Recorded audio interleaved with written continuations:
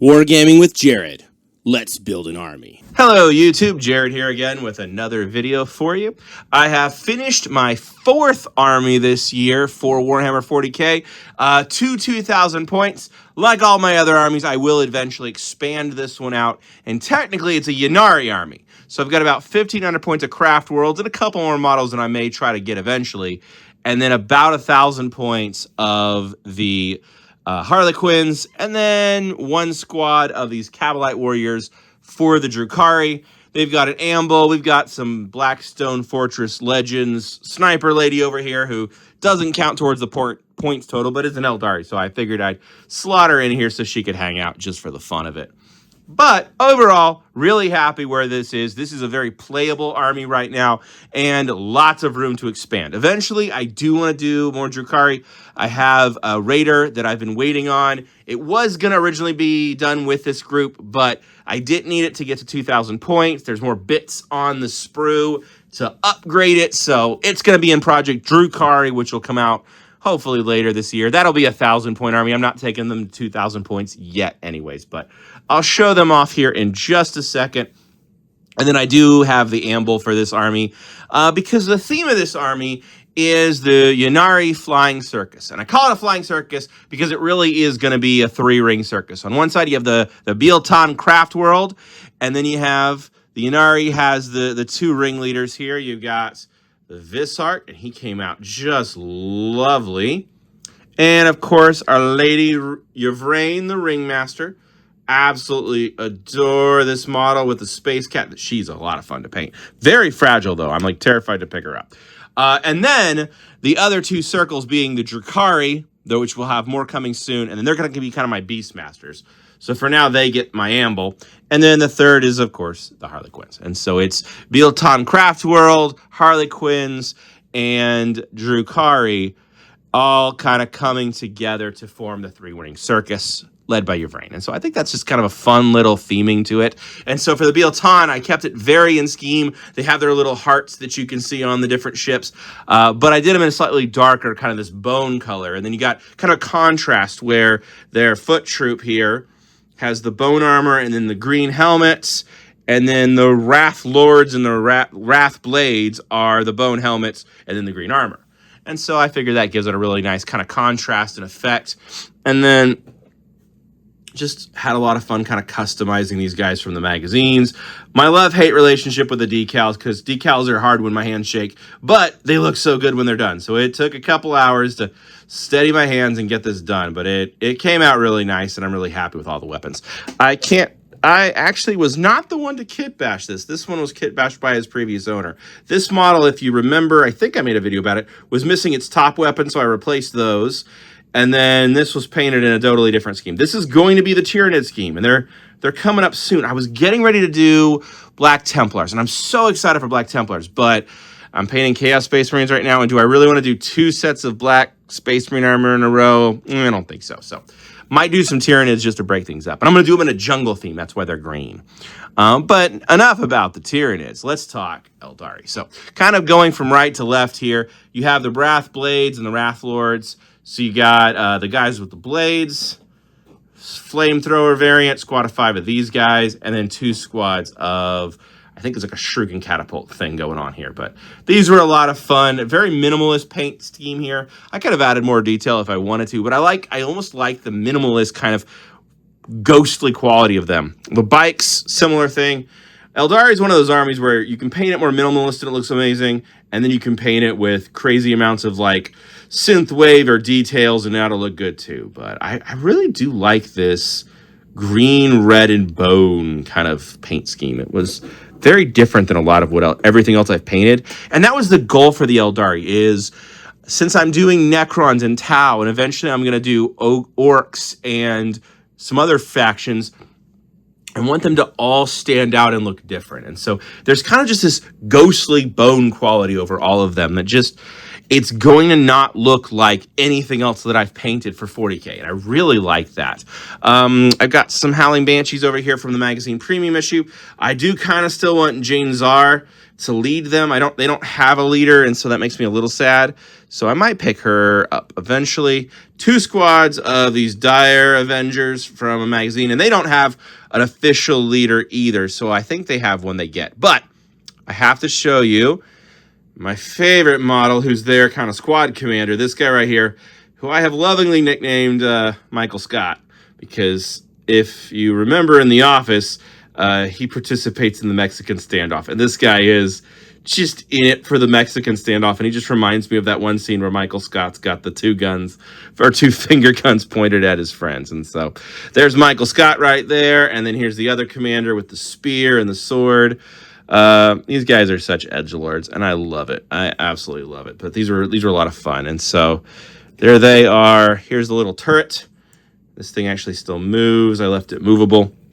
Here's the hero from the Blackstone Fortress box. That's a mini I just had, and I can use it as a sniper or a hero if I wanted to. I think it still has legend rules, but it's iffy, and then if it does have legend rules, it can't be used in the Ynnari anyways. But eventually, I would love to get this where the Harlequins is running as a 1,000-point list, the Drukari are a 1,000-point list, and then if I get 500 more points of Eldari, I could run it as a pure Craftworld list if I want to leave Yvrain in the Visarch out. Because from what I've heard, the Ynnari are not great. They've never been really good because they're a soup list, and so they're kind of held back because the force is so scattered.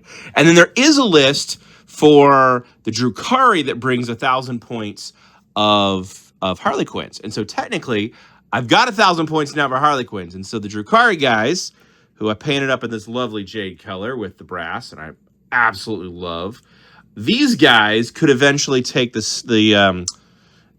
Solitaires and the Harlequins and their whole troop group and have a 2,000 point list.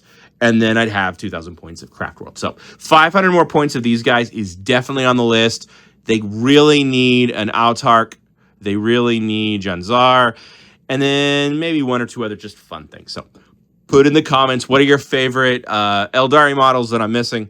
And I'll definitely give that a watch, because I need 500 more points. But going kind of still around the group here, for the Harlequins, these are the ones I painted. This paint scheme right here. And I have to say, I limited myself because the original troop group was trying to use like 6 colors, and every piece of clothing was a different color over a black base. And I liked it, but I didn't want to do it again. I figured every group of clowns should have their own identity. And so for these guys, they had the green glow and the half masks. They all have half masks like this guy. And then red and ivory. And so this one, for some reason, is my favorite, with the polka dot knee and then the stripes. Just, I love that pose. It's so dynamic. And then all of the masks being half white and half metallic green. Just so much fun. I don't know what it is, but these guys, I didn't know if I'd like them going into them. And then when I got the first 2 done, I'm like, you know what? I'm feeling it. I'm feeling it. This guy I painted is one of my earliest models, and I love the Death Jester. Such a fun dude. And then this guy is just so bright and colorful and fun. And then the Solitaire is the new one. He was in the box I got for Christmas. I did him in the purple, and I did a lot more purple than he's often painted with. And you know what? I think I like it, but he's maybe not my favorite model. But the fun part, and I made a short about this. YouTube shorts are kind of weird. That's another topic. But there was enough parts in the box from the extra ships to have 2 more bodies. So I made 2 troop masters. Ah, yes. So here are my 2 troop masters that I kit bashed. So this is Zebra Man. And he's a Zebra Man, and I started painting him, and I didn't know what he was going to be, and then I started doing black and white, and I went, that's Zebra Man. And so this is Zebra Man. And then this guy is legally distinct Joker. Though he's got question marks, so he's also got some kind of hint of the Riddler, too. So he's kind of like Joker meets the Riddler. So this is my legally distinct knockoff Batman villain character. And I figured for the Harlequins, that just made sense. So he enjoys a little bit of a little bit of Batman in his spare time, apparently. But this guy was just a riot to paint. I realized he had just such a Joker vibe to him. And I'm like, you know what? I'm going to put a little space Joker in here. And now for the fun stuff. So that's all the foot guys. Ambles in here. This is one of my favorite models that I painted a while back. I did not get Blackstone Fortress. The reason I have an Amble, reason I have a Black Fortress model is because I got the board game. And there was a board game called Combat Arena that had all the Blackstone Fortress stuff and the Amble. And it was such a good deal from Barnes & Noble. If it still exists for a good price, you should definitely pick that up. It is such a fun painting project. And the board game is actually fun. That one had a good board game. And then I have all the vehicles for the Harlequins here. And I decided everybody has their own paint scheme. So these guys are greens and pinks. These guys are tiger stripes. And everybody else is just a little bit different. And then for these guys, this gun, I think, moves. And then this gun...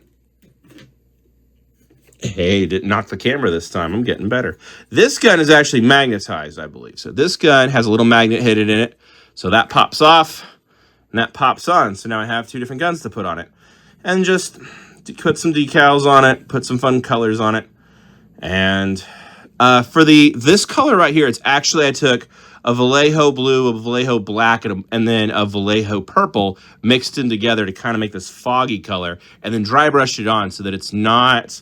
It has kind of a night sky look. It's actually how I did this guy's cape way back in the day, the Death Jester. And so, pretty happy with how these guys came out.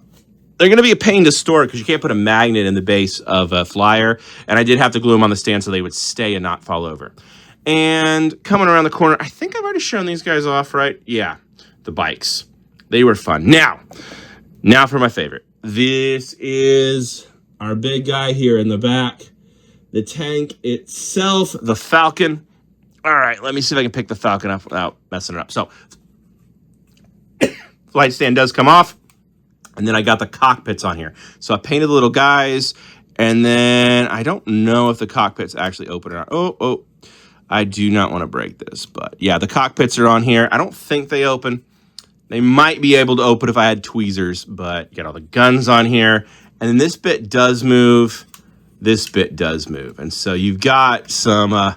articulation on the tracker on this gun, and then you got the logo on the back and the engines, and I did the racing stripes, and I just love this model so much. This is one of my favorite things I've painted in a while, and I'm not going to dare try to put that on its stand on camera because that's how you snap stuff. So just set it down gently right there. But by far, that Falcon is one of my favorite things I've painted in a long time. That was a lot of fun. The Ynnari captains here, the Visark and Yvrain, both big favorites of mine. Really fun to paint, even if they were a bit fragile. The Farseer got left out here. This guy was a lot of fun to paint. I wasn't sure I was going to like the Farseer or not, and then I put the logo on the back here. Really fun to paint. I want to get more Eldari. I need a break from them. I'm not doing Drukari right away because spindly little elves, I need a break. But I'm coming back to these guys eventually. I'm actually come back to just about all the armies. I added... For the Tau, I added the bugs, whatever they're called. They're auxiliary bug creatures. And then the Ultramarines are going to be getting Vitrix Guard and eventually Gilliman himself. And then Imperial Fists are getting a few more things. Necrons are going to become a mega army. They're getting a bunch of new things. So even when I finish an army, that just means it's 2,000 points playable, painted, based, decaled. But I'm going to still add to all of these armies. And then coming soon will hopefully be Imperial Fists are almost done. They're on the last couple models. And then they'll get a video, I hope. And then Chaos Space Marines are painted and built. And then Black Templars will be soon. But I think I'm going to do a little break and paint me some... Just paint some Tyranids because it's been a while of painting a lot of armor. And I'm ready to paint some Tyranids because they've been sitting around for a while and staring at me. So it is time to get my bug game going. And I cannot wait to paint the Death Leaper. That guy is so cool.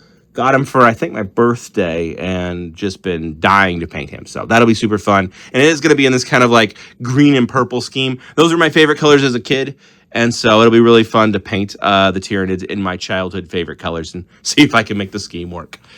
So coming soon in another video. So if you haven't subscribed, I really appreciate it if you subscribe. Thank you for watching this long, for leaving the likes and the comments, and helping me slowly grow this channel up to eventually up to hopefully 1,000 subscribers. But this army is now done. Imperial Fists will be almost done. That'll be 5, and then I'll be halfway done, just about, to my 11 armies for 11th edition, and that'll be just under 1 year left to go to get all these projects finished. So goal right now is 11 armies at 2,000 points, and then try to get as many 1,000-point armies done as well too. So it's a very ambitious project. I had a lot of good trade deals, and I want to get a few more trade deals before the end of the year in.